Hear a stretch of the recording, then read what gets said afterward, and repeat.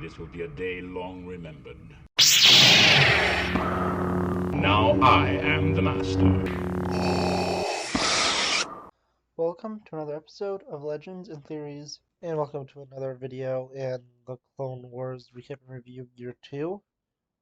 With this, I'm going over the Mon Calamari Arc, and this is the first 3 episodes in Season 4. So let's go straight into it.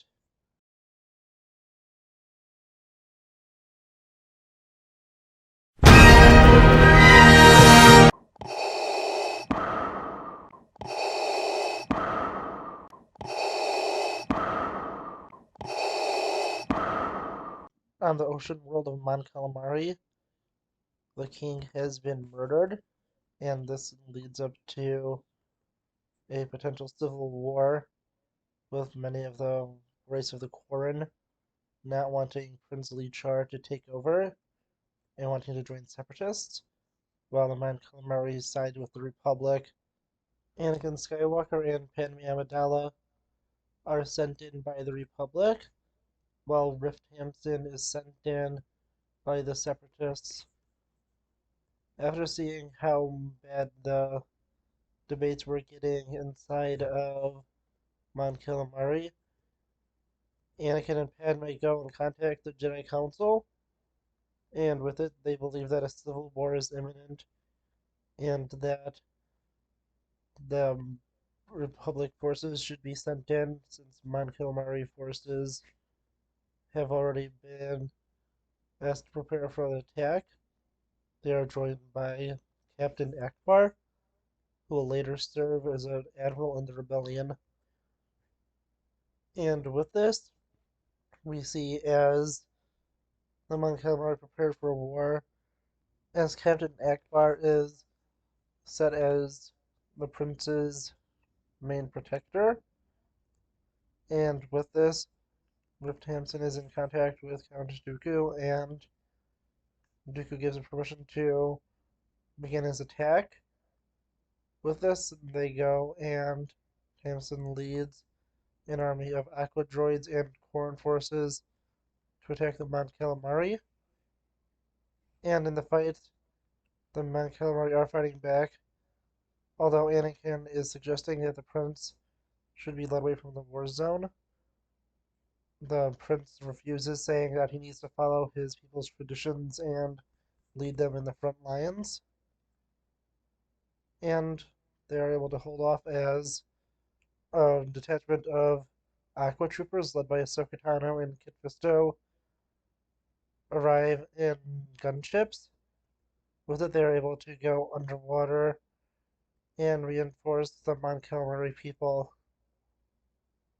With it, they are able to go and push back Separatist forces for now. And in the fight, Anakin has his helmet knocked off and is quickly trying to find it before he drowns. Although Ahsoka is able to come and help him, Anakin says he had it fully under control. Although the Republic has managed to get a small victory, the prince is nearly killed by Rift Hampson, and he is barely saved by Ahsoka at the last minute. And although they have won this fight, Kit Fisto believes that this was only the beginning and there will be another attack soon. He is correct, as the Separatists drop in more weapons, including the Hydroid Medusas, a creature from Rift Hampson's homeworld. With it, they are using this to prepare their attack, while the Senator Tills goes to Prince Lichar and tells him to go and demand a full surrender from the Quarren. But Lichar, like the Jedi Master Kit Fisto, thinks that there's another attack coming and this war has only just begun. And he is correct, as the Hydroid Medusas show up, and with how different and unique they are, there is no defense against them, and this leads the Republic into retreat. And even though the prince does not want to be retreating, the Jedi and Captain Ack were able to convince him that it would be a wise decision, since you can't win every battle and it would be in their best interest to retreat. And they go to hide out on the seafloor in some caves. Meanwhile, back in the city, Rift Hampton contacts Count Dooku once again, who wants an update on the Civil War, and Hampton tells him how the prince has escaped, this as did the Jedi.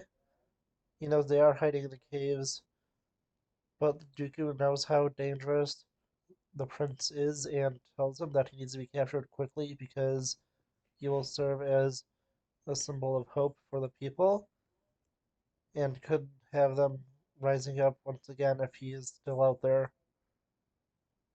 With this, the Jedi go and contact the Council once again, telling them that they need more reinforcements since they have not done well against the Separatist attack. And the Jedi do say they will try their best, but it will take a while time to go and get them out because it would take time to especially outfit clone units to go and fight underwater.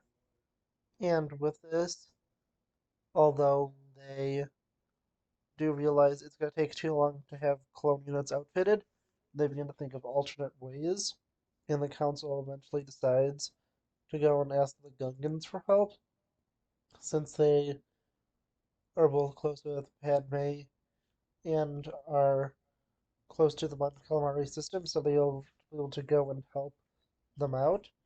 And they go to contact the Gungans, who do agree to go and help Senator Amidala and the people of Mon Calamari. The Jedi realize the smartest thing to do is to get the prince off the planet, and with this, they go to escape to the ship they have parked just over the oceans of the planet. And with it, Rift Hansen knows this would be their most likely escape method and lets them get within sight of it before he goes and blows the ship up. Although this is definitely a blow to the heroes, Lichar knows that they are vulnerable up there and suggests for everyone to grab onto the debris so they can be brought down to the sea-floor so they can not be spotted and ambushed by the Separatist forces. They do this and go to prepare for battle while they split up into a few groups with Ahsoka, Prince Lichar, and Kit Fisto are heading on the seafloor, and Anakin goes to protect both Senator Amidala and Tills and work with Captain Akbar to go fight against forces of the Separatists. With this, they're trying to lay low but are ready to defend themselves just in case. And Anakin is leading an attack, so they also need to have the prince away from there just in case they are captured. With this, the prince is surprised to see how so many of his people have been taken and enslaved and wonders how the Quarren are okay with this. Meanwhile, Anakin is able to use the Force to knock out the planetary scanner, so this will be able to blind the enemy to the reinforcements coming in, and with this, it does make Rift Hampton suspicious, and he has a feeling that an attack is coming, so he goes and sends out his troops to be prepared for battle. And with this, the prince goes and sounds a horn declaring for his people to go to war and not to be slaves and to have hope. He tells them that they will not be prisoners much longer, and the people are inspired by him. But the droids just begin to attack. With this, the Gungan reinforcements have arrived and begin to go and attack and fight with the Mon Calamari to go and reclaim their home. The battle is going good for a little bit, but Separatist forces do manage to overwhelm, and with this, the Jedi and the clones are captured, leaving only Ahsoka and Prince Char to be free and have everyone else be captured.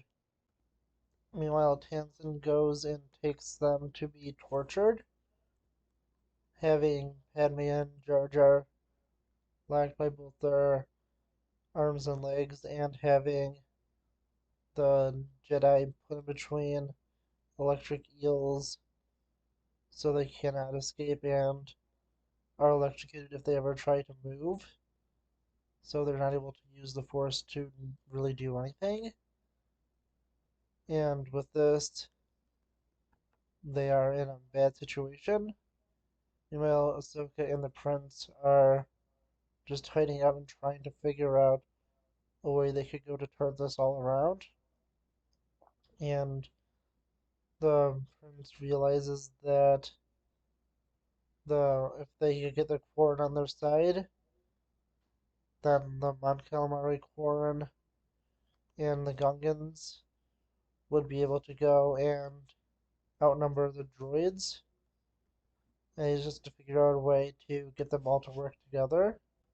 Meanwhile, the Quarren are completely outraged when one of their leaders, Nosiri, learns that the Separatists really don't care about what the Quarren want and are planning to go and just exploit their people.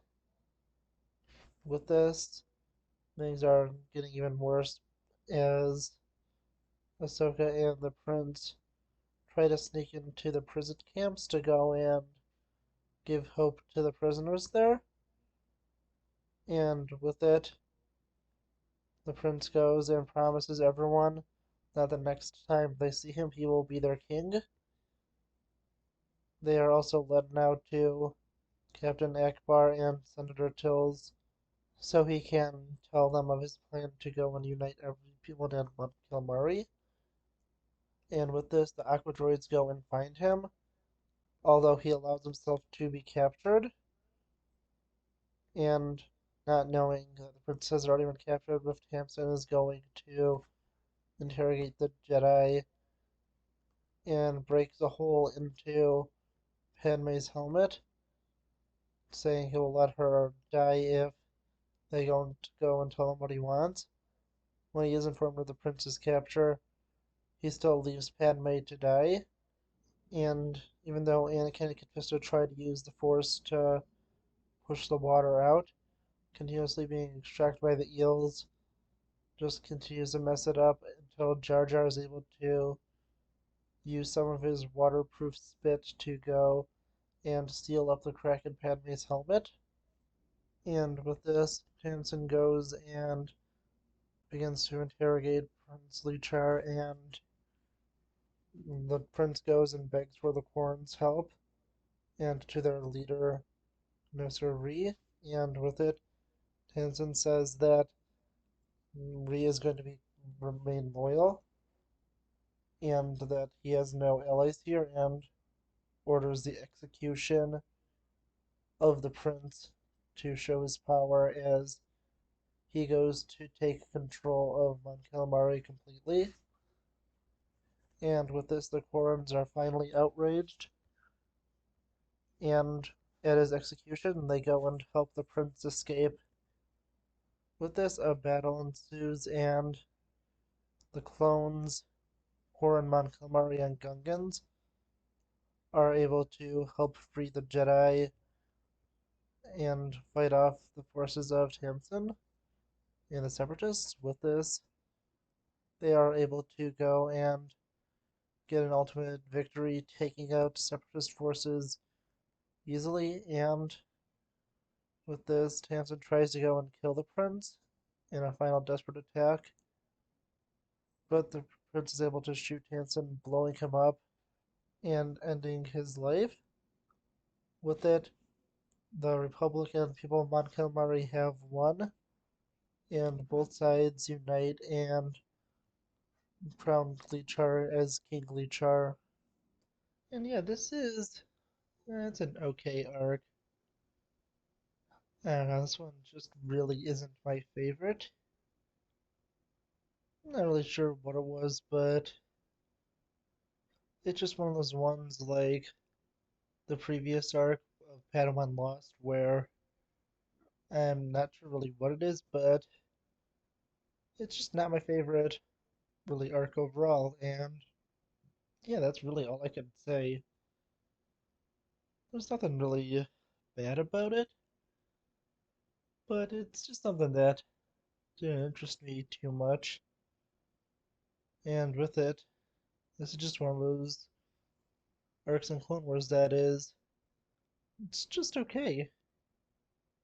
Oh, there is some interesting characters in it, like the future Admiral Akbar, only being the rank of captain right now. And of course, it's in a different military, but it's still interesting to see him there. And Lichar is an interesting character, especially in the both the Star Wars and Darth Vader runs of comics, where you see how Vader went and overthrew Mon Calamari in the early days of the Empire. And you also see his death, I believe, after he is rescued by Luke Skywalker. And with it, that is a really cool thing just to see, and just how much it went into developed. But yeah, it is more interesting for stuff that comes out of it than what specifically happened here. And there wasn't too much I fully loved about this arc. Is that I think it's just like, an okay one, and it's one of the few ones that I rank a little lower, but that's not terrible. There's another one next week, which is a really weird one, being the one where, well, the Gungans go and are able to defeat Grievous, but I'll talk about that next week. And with it, we should soon be getting towards some great arcs with, yeah, there is some pretty, brutal ones coming up. Next week will be Shadow Warrior, which is the Gungan one with Grievous, and then the kind of boring 3PO and R2 one. But our final one in this is the Umbara arc, and with that, we'll at least have a great conclusion. So the next ones are going to be a little less positive, at least until we get to Umbara. Then, well, Umbara arc, and that's going to get a lot more positive. But yeah, I still really enjoy making this series, and I try to do it weekly. Although sometimes if I'm either too sick or don't have enough time to record or edit, I may have to push it off another week. But I have plenty of time to do that today, so, well, today isn't being the day before you watch this. So yeah, I still do hope that you enjoyed. And let's take a look at the ranking, which I almost forgot to put in. But yeah, as you can see, I gave it a rank of 78.3, which currently only places it over the Corruption on Mandalore arc. And with those two, it was a pretty intense debate I was having with myself if I should put one over the other, but I think this one just being a little longer and having a little more stuff that's be interesting in it, I decided to give it to this one. Although again, I could have went either way with it, and I think it's just slightly better than that arc, and I don't think it could really go any higher than this.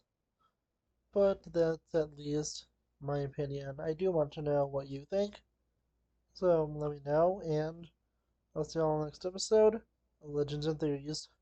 Thank you for watching this episode of Legends and Theories. Please subscribe, like the video, share the video, leave a comment, check out the video on screen, and may the force be with you.